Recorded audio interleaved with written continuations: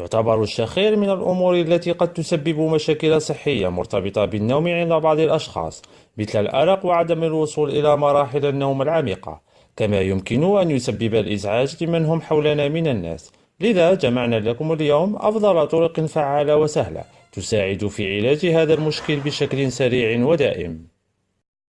أولاً، استخدام زيت النعناع.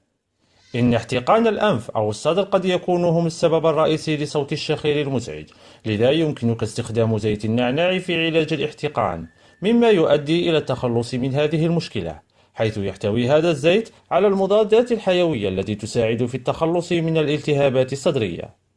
يمكنك وضع قطرة أو قطرتين من زيت النعناع على كوب من الماء، ثم وضعه داخل الأنف دون بلعه، كمطهر الفم الذي يباع في الصيدليات، أو عمل تبخيرة مضاف إليها بضع قطرات.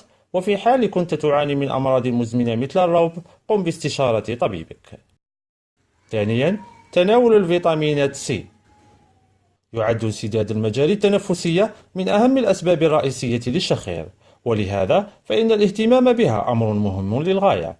يساعد الفيتامين سي في تطهير الجيوب الأنفية والتخفيف من أثر الالتهابات.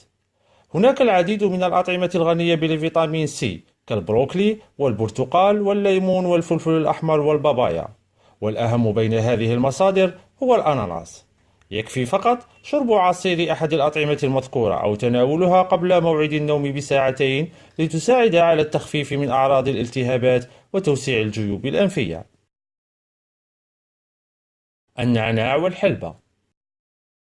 تعد حموضة المعدة وسوء الهضم من المشاكل التي قد تسبب الشخير، وللتخلص منها يمكن شرب شاي النعناع مع الحلبة قبل النوم بساعات، إذ تساعد الحلبة على تحسين صحة الجهاز الهضمي وتمنع مشكلة توقف التنفس أثناء النوم. أما النعناع فهو يساعد على تسهيل عملية الهضم ويقاوم ارتجاع حموضة المعدة. يمكنك شرب النعناع والحلبة كمزيج أو كل على حدة، ويفضل أن تكون خفيفة السكر للحصول على فائدة أكبر. رابعاً، تبخيرة الأوكاليبتوس. من المعروف أن الأوكاليبتوس في طب الأعشاب يساعد في علاج نزلات البرد في الصدر، كما أنه مهم أيضاً لقدرته على تحسين التنفس. ما يقرب من 70 إلى 90% من زيت الأوكاليبتوس غني بخصائص مضادة للأكسدة، ويعتبر أيضا مسكنا للآلام. يمكن أيضا مكافحة الالتهابات البكتيرية والفيروسية والفطرية، مع المساعدة في الحفاظ على نظافة الجهاز التنفسي ومنع تكوين المخاط.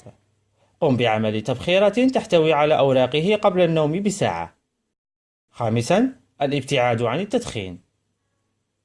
تسبب السجائر تهيج بطانة التجويف الأنفية والحلق، مما يؤدي إلى تضخمها، مما يؤدي إلى تضيق المجاري التنفسية في الأنف، ويسبب ذلك صعوبة في التنفس بفعل انخفاض تدفق الهواء إلى الرئتين. ويعتبر الأشخاص الذين يتعرضون للتدخين السلبي أكثر عرضة للإصابة بالالتهابات الصدرية. لذا إن كنت مدخنا أو لم تكن، يجب عليك الابتعاد عن التدخين أو المدخنين قبل النوم بحوالي 4 ساعات.